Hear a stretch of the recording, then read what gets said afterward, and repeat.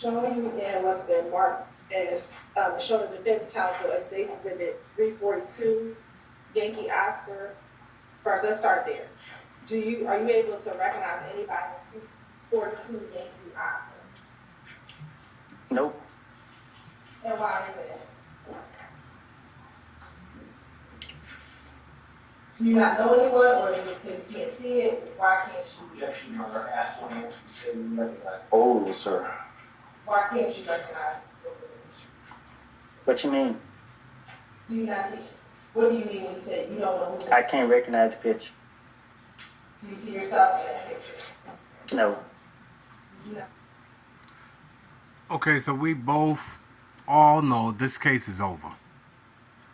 This case is over because you have a corrupt judge that does not want to hear what anybody from the defense says. Oh man, there's so many parts to this case that is crazy. Can you say this is a done deal? He can get another. Your Grace, the Iron Fleet is burning. The gates have been breached.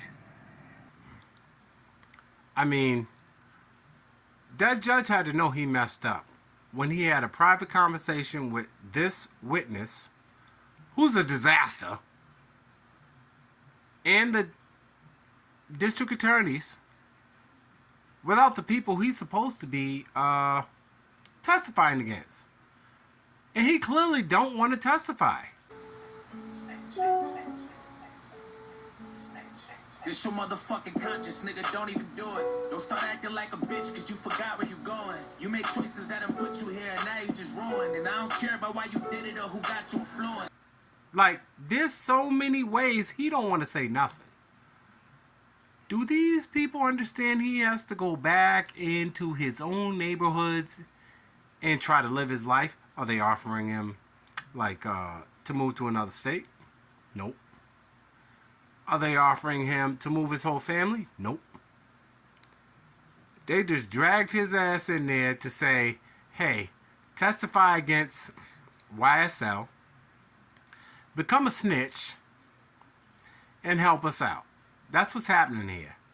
Then they use the judge, who's their friend, clearly, to help them. Come, dear Miss. Let us reason together. It would be a regrettable waste. You would be nothing short of madness, were you, brave king. Pull him in privately. Say, we're going to lock you up forever until this case is over. Until you say what we need you to say. They messed up. The judge clearly messed up.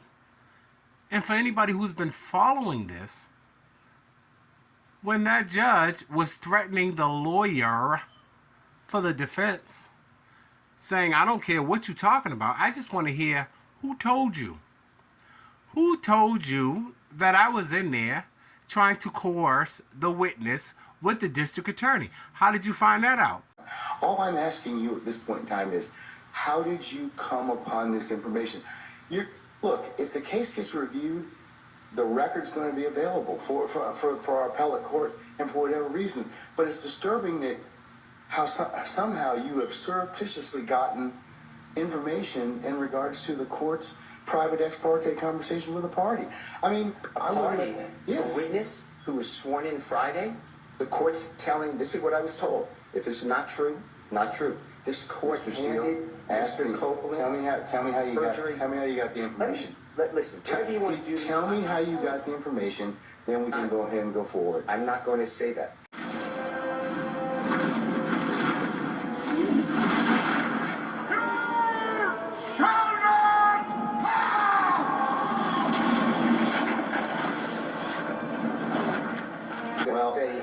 This. I was told, and I hope this concerns the court. It concerns me that you have proprietary information. Why is it or proprietary? Information that you should not be having that was ex parte. Why? With a party. Why? State of Georgia. How about the witness? How about Mr. Copeland, who supposedly announced he's not testifying and he'll sit for 2 years, and then supposedly this honorable court, Okay. or excuse me, let me rephrase that. This court supposedly said, I can hold you until the end of this trial. Ms. Hilton supposedly said, actually, all of the defendants, and then all 26 people are disposed of. If that's true, what this is coercion, witness intimidation, ex parte communications that we have a constitutional right to be present for. So I understand that you're upset towards me, but I don't know what I did. Mr. Steele, I still want to know, how did you come upon this information? Who told you? What I want to know is, why wasn't I there? Answer the question. You want answers? I think I'm entitled. You want answers? I want the truth. You can't handle the truth. Lawyer's like, I don't care. But you know what happens once lawyers smell blood?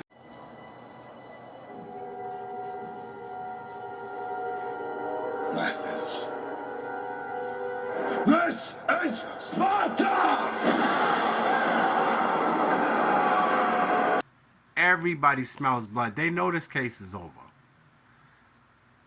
Shout out to Fani Willis. Another good case gone down the drain. But everybody knows this case is over. It's a wrap. Told him what the contempt was, and that was he refused to tell, order of the court. If counsel, as you know, if the court orders you to do something and you don't, that's criminal contempt.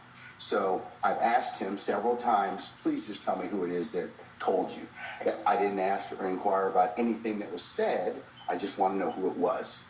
Because he's got too much detail of this particular alleged conversation for the court to be concerned about it. So, and Judge, since it is a criminal contempt, he is entitled to due process. He's entitled to a hearing, entitled to an actual show cause, entitled to the allegations actually written, entitled to a witness list. We're entitled to present our own witness list and well, no, notice of that. criminal contempt is different.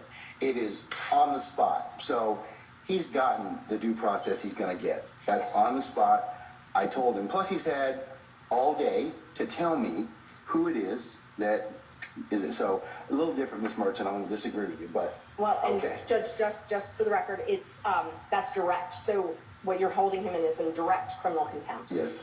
The issue with the direct criminal contempt is whether or not to actually hold a hearing now, whether or not it needs to be held immediately.